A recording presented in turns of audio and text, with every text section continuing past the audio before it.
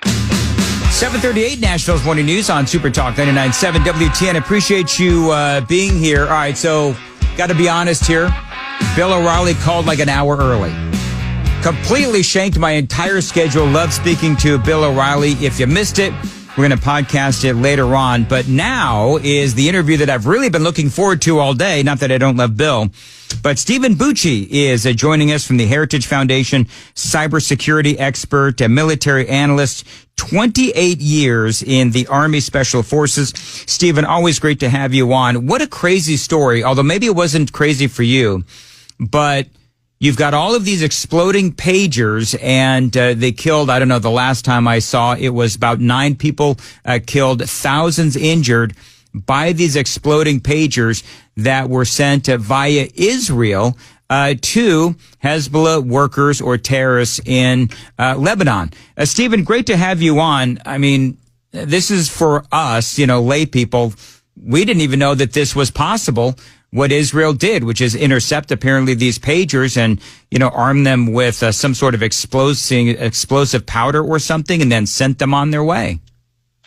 Yeah, this is called a supply chain attack, if you will. The Israelis, through their intelligence sources, found out that Hezbollah was ditching their cell phones because they realized the Israelis were tracking their leadership by them and eliminating them.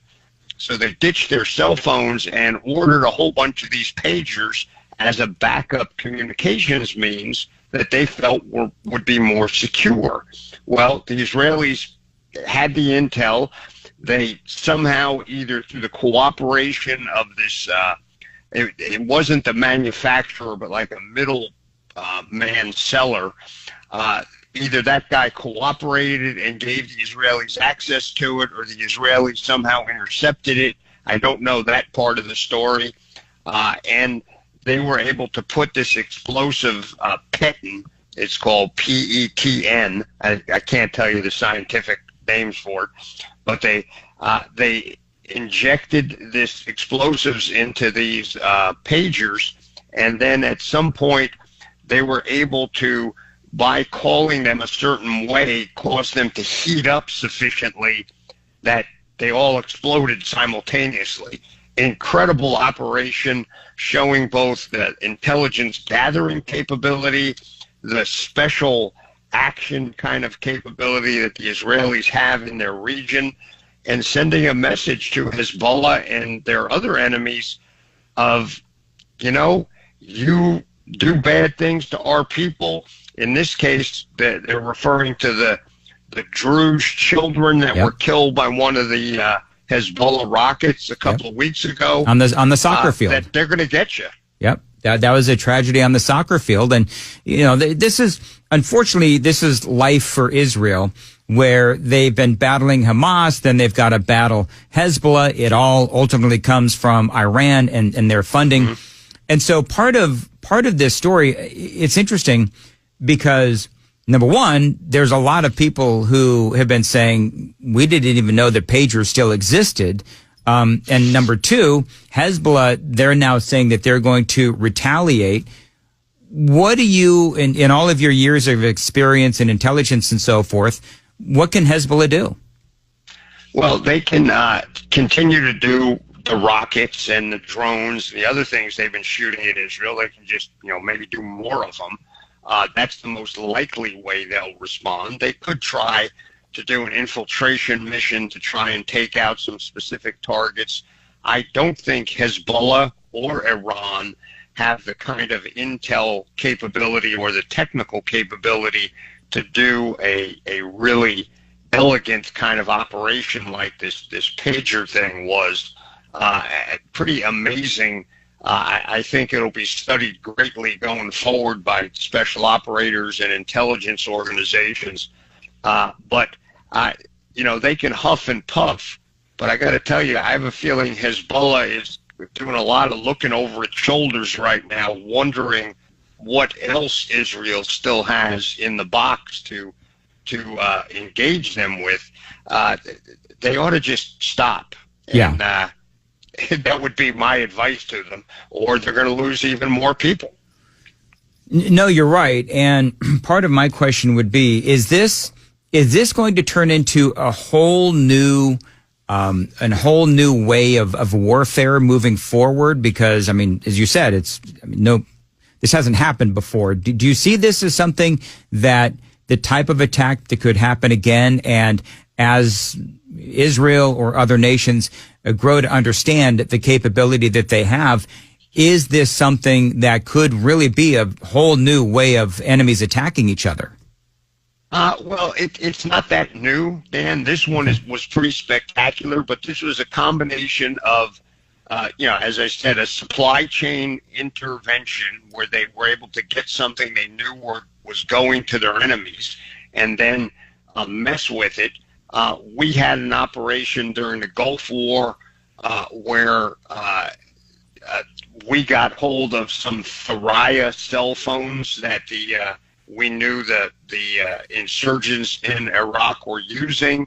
We did not weaponize them that way, but we were able to basically put some stuff in it so we could follow them. We knew where they were. We knew what they were saying.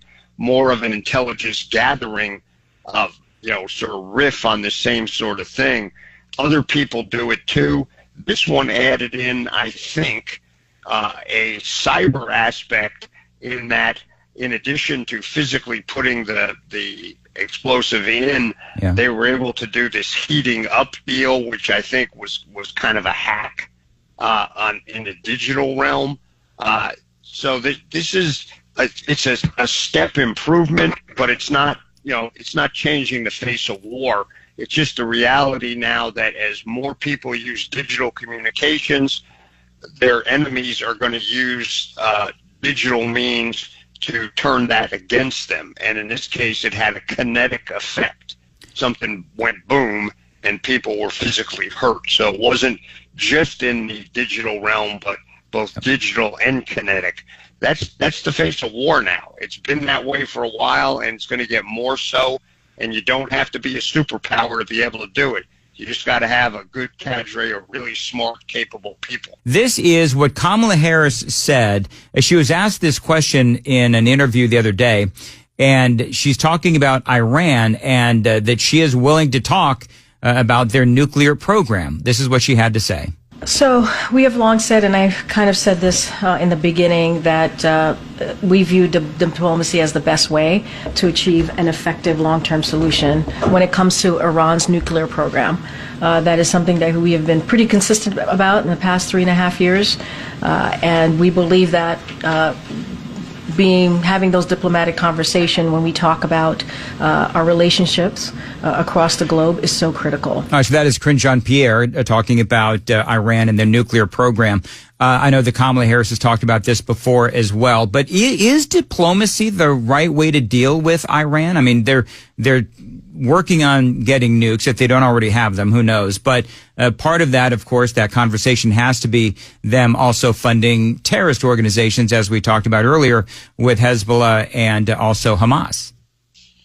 Yeah, look, the Obama administration thought they could make Iran a useful partner in the Middle East by diplomacy, by paying them money, by basically giving into them at every turn, and it failed miserably. President Trump came in, recognized that, jettisoned that entire set of policies, said we're not going to follow the treaty that had been signed, which had never been validated by the Senate, by the way. And then, it pushed Iran to the edge where they were really needed to make some concessions. And then Joe Biden came in and again tried to go back to that same policy, which I guess if she gets into office, Kamala Harris is going to follow as well. It's a fool's errand. You can't really negotiate with the mullahs. Right. They are not good faith negotiating partners. They're trying to pull the wool over everyone's eyes. They're just going to lie and continue to do what they're doing, regardless of what kind of deal they agree to. it's just a waste of time. Maximum pressure needs to be put on them through the strongest and as much as you can do it, impenetrable sanctions to get them to change their ways. That's the only thing they understand. They're the biggest supporters of international terror in the world, and anybody who thinks that you're just going to work with them, find what they really need, what their real motivation is, and then we'll all be friends is delusional. Yeah. And apparently Kamala Harris is in that camp. Yes, she is, as is Joe Biden. Stephen Bucci, always great to have you on from the Heritage Foundation.